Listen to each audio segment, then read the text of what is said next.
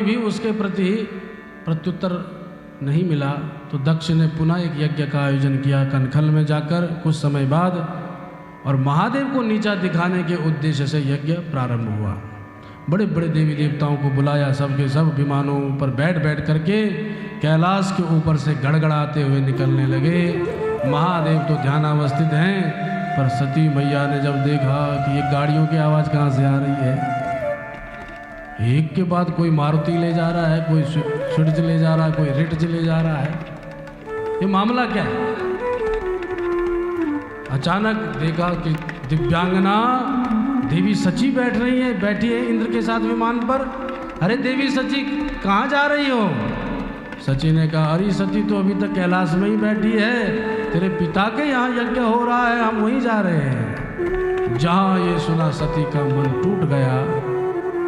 मैं तो अपने पिता की सबसे छोटी कन्या बड़ी लाडली थी, पिता ने सबको बुलाया, मुझे क्यों नहीं बुलाया? और विचार कर रहे हो सकता है कि यहाँ सूचना न दी हो, भूल गए होंगे। कई बार बड़े बड़े कार्यक्रमों में हम अपने घनिष्ठ संबंधी को भी नहीं बुला पाते हैं, छूट जाता है। तो घनिष्ठ संबंधी को समझना चाहिए कि हो सकता है छूट गया हो। तो पिताजी मुझे भूलने वाले तो नहीं थे, पर हो सकता है भूल गए हो। पर अपने स्वामी को अगर मैंने इनविटेशन का कार्ड नहीं दिखाया तो वो जाने वाले भी नहीं, तो क्या करूं? महादेव के चरण दबाने लगी देवी सती। महादेव ने जैसे ही देखा कि देवी सती चरण दबा रही हैं, नेत्र खोले और बोले, क्या हुआ देवी? देवी सती महादेव से कह रही हैं, प्रजापतेस्ते स्वसुरस्य सांप्रतम् निर्यापितो यज्ञमहोत्सवः किल वयं च तत्र विशराम वामते यद्यरथिता में विबुधा ब्रजन्ति। हे देवादेव महादेव, सुबह से विमान गड़गड़ाते हुए आकाश से जा रहे हैं। महादेव बोले, वो तो हम भी देख रहे हैं, पर पता आपको ये जा कहाँ रहे, कहाँ जा रहे हैं? तो बोले, ससुरस्य सांप्रतम, आपके ससुर जी के यहाँ जा रहे हैं, शीघ्र जा रहे हैं। आप हमें भी चलना चाहिए। माताएं बड़ी कुशल होती हैं। कभी माताएं गर्मी खा जाएं तो माता कहती है, दिया क्या है तुमने? मेरे पिताजी ने तो इतना तोला सोना दिया था, इतने हार दिए थे, इतने जेवरात दिए थे। पर जब मायके जाने का नंबर हो तो बड़े प्यार से कहती है, देखो तुम्हारे ससुर जी हैं, तुम्हारा भी तो कोई संबंध है। तो ऐसे बात बनाती हैं ताकि प्रीति जाग जाए कि देखो हमारे ससुर हैं, हमारी सालियाँ हैं, अनेक प्रकार के संबंध। और गर्मी खाएं तो फिर तुमने दिया क्या है? सती महारानी भी इस समय ये नहीं कह रही मेरे पिता के यहाँ यज्ञ है, बोले आपके ससुर जी के यहाँ यज्ञ चल रहा है। महादेव बोले, जाने को तो चले देवी, लेकिन कोई निमंत्रण भी आया? बोले, निमंत्रण तो नहीं आया। तो देवी ऐसे में कैसे चलेंगे, निमंत्रण तो देना चाहिए था। बोले, महादेव आप रहते भी इस बीहड़ जंगल कैलाश में हो, यहाँ की डाक गड़बड़ा गई होगी। अरे कई बार फिक्स एड्रेस भी हम लिख दें तब भी डाक नहीं पहुँचती, फिर कैलाश में कौन सा परमानेंट एड्रेस है?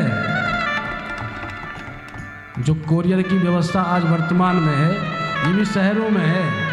अगर उत्तराखंड में कोरियर करना हो तो वो भी हाथ खड़े कर लेते हैं, भैया उत्तराखंड की बात मत लो, उत्तराखंड में पहुंचेगा कि नहीं पहुंचेगा अपने नाम की गारंटी नहीं है। तो वो तो उत्तराखंड था और ये तो हिमालय में बसते हैं, तो हिमालय में कौन जा पाए? महाराज गड़बड़ा गया होगा, नहीं पहुंच पाया होगा। बोले, ऐसा तो नहीं है, आजकल तो व्हाट्सएप की व्यवस्था है, फेसबुक सब चला रहे हैं, कहीं तो मैसेज आता। बोले, मैसेज तो नहीं आया, इसलिए नहीं जाना चाहिए देवी अपने राम को। तब सती देवी हाथ जोड़ के बोले, स्वामी, पिता के यहाँ, गुरु के यहाँ, मित्र के यहाँ बिना बुलाए जा सकते हैं।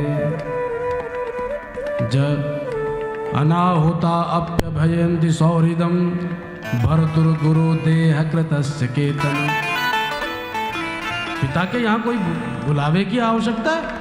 बिना बुलाए हम मुँह उठा के जा सकते हैं?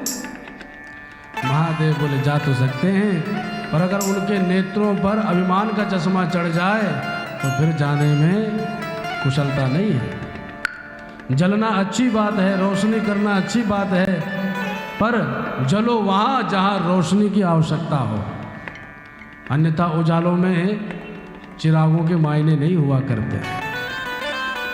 भुवन भास्कर प्रदीप्त हुए, खूब मसाल जगाओ, खूब चिराग जगाओ, क्या फायदा? सब फालतू के रह जाएंगे कि नहीं? जलना वहीं चाहिए जहाँ आवश्यकता हो। देवी जाना वहीं चाहिए जहाँ हमारे स्वागत में कोई तो खड़ा हो, इसलिए जाना नहीं चाहिए।